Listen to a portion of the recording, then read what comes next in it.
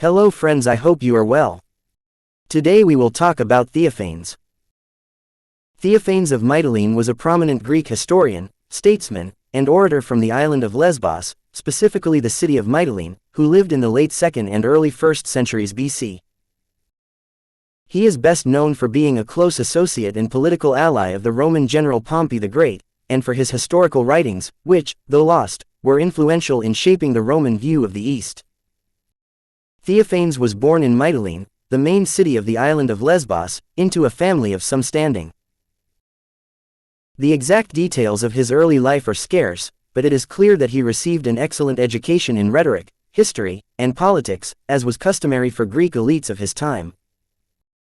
Lesbos, like many Greek regions, found itself caught in the power struggles of the Hellenistic kingdoms and the rising dominance of Rome. Theophanes, a shrewd political operator, aligned himself with Rome at a time when Greek cities were navigating the transition from Hellenistic independence to Roman provincial status. The turning point in Theophanes' life came when he met Pompey the Great, likely during Pompey's campaigns in the east, particularly his wars against Mithridates VI of Pontus, and later against the pirates in the Mediterranean. Theophanes became not just an advisor but also a trusted friend and propaganda strategist for Pompey. He accompanied Pompey on many of his military expeditions and is believed to have helped craft the public image of Pompey as the great conqueror of the East. Because of his loyalty and service, Theophanes was awarded Roman citizenship, a rare honor for a Greek at the time. His elevation by Pompey made him immensely influential, not just in Mytilene but also across the wider Greek world. Thanks to Pompey's patronage, Theophanes wielded great political power in Mytilene and the surrounding areas.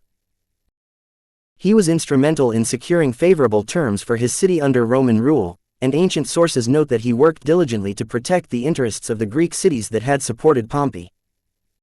He was celebrated in his hometown, where the citizens honored him with statues and public acclaim. Strabo, the geographer, praises Theophanes for his political skill and his historical works. However, his close association with Pompey also made him a controversial figure. After Pompey's defeat by Julius Caesar in the Roman Civil War, many of Pompey's friends and allies, including Theophanes, faced suspicion and potential danger. Theophanes' historical writings, unfortunately, do not survive, but they were well regarded in antiquity. He wrote about the campaigns of Pompey, especially focusing on Pompey's eastern exploits. His works served as both history and political propaganda, designed to glorify Pompey's achievements. Because he was an eyewitness and participant in many of the events he described, Theophanes' accounts were valued by later historians like Plutarch and Appian, who likely drew from his histories. The exact date of Theophanes' death is uncertain, but he likely died shortly after Pompey's assassination in 48 BC. His passing marked the end of an era in which Greek intellectuals could hold significant sway in Roman politics. Despite the eventual downfall of his patron, Theophanes' reputation as a historian and statesman endured. His role in bridging the Greek and Roman worlds, and his contribution to preserving the memory of Pompey's campaigns, earned him a place among the notable historians of the late Hellenistic period. Strabo, who came from nearby Amasia, speaks highly of Theophanes and his works, ensuring that his legacy as a historian was not entirely lost to time. Political role: key ally and advisor of Pompey, influential in Lesbos and the wider Greek world under Roman rule. Historical work: authored histories of Pompey's eastern campaigns. Praised by later historians. Reputation: remembered as a skilled orator, statesman, and eyewitness historian. Influence: helped shape Roman perceptions of the East and supported the integration of Greek cities into the Roman world. Right-pointing arrow: history of Pompey's eastern campaigns, exact title unknown. Theophanes' main historical work focused on the military campaigns of Pompey the Great, especially in the East. He was not only writing history but also functioning as Pompey's official historian and propagandist. His history covered these major themes and events. Rise of Pompey and early campaigns. Theophanes began with Pompey's early military career, especially his rise during the Roman civil conflicts. He emphasized Pompey's natural leadership qualities, his virtues, and his destiny to command. He portrayed Pompey as a man of divine favor. Highlighted his rapid rise in Roman politics and military affairs. Explained the political environment of the late Roman Republic. Purpose: establish Pompey as a hero worthy of admiration and emulation. War against the pirates, 67 BC. One of the major highlights of Theophanes' history was Pompey's swift and decisive campaign against the pirates of the Mediterranean. Described the scale of the pirate threat to Roman commerce. Showed how Pompey, with extraordinary command, cleared the seas in just a few months. Depicted Pompey as the savior of Mediterranean trade and Roman security.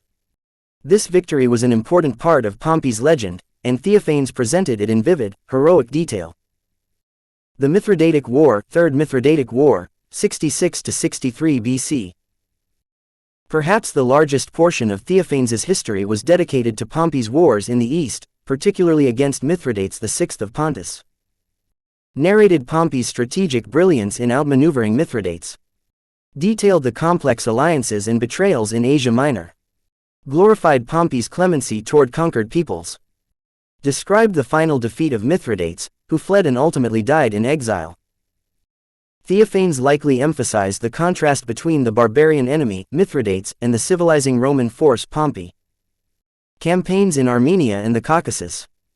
Theophanes described Pompey's eastern conquests beyond Pontus. Detailed the submission of Tigranes the Great, king of Armenia. Explained Pompey's diplomatic skill in transforming enemies into allies. Highlighted the expedition into the Caucasus, framing Pompey as expanding the Roman frontier to near mythical lands. This portrayal served to compare Pompey with Alexander the Great, another subtext in Theophanes' narrative. The conquest of Syria and the Levant, 63 BC. Theophanes also covered Pompey's campaigns in Syria and Judea. Told of the fall of the Seleucid Empire and Pompey's reorganization of Syria into a Roman province.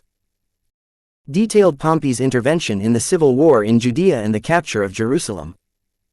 Framed Pompey as a bringer of peace and order to the chaotic East. This section further solidified Pompey's image as a world conqueror. Pompey's triumph and administration of the East. The narrative concluded with Pompey's return to Rome and his celebrated triumph. Described the magnificence of the triumphal procession. Emphasized the wealth and stability Pompey brought to the Roman Republic. Praised Pompey's reorganization of the eastern provinces, establishing peace and prosperity. Moral and political themes. Throughout his work, Theophanes inserted moral lessons. Pompey was depicted as a model of Roman virtue, virtus, and clemency. His conquests were presented as both just and civilizing. Pompey's personal qualities were repeatedly praised: moderation, justice, and commitment to the Republic. This was not just history but moral and political propaganda designed to shape Pompey's legacy. Though his book does not survive, Plutarch, Appian, Cassius Dio, and others seem to have drawn from Theophanes. His account helped establish Pompey's image in Roman memory, and it influenced how later generations understood Rome's eastern expansion. Thank you for watching. Please subscribe and press the bell icon for more videos.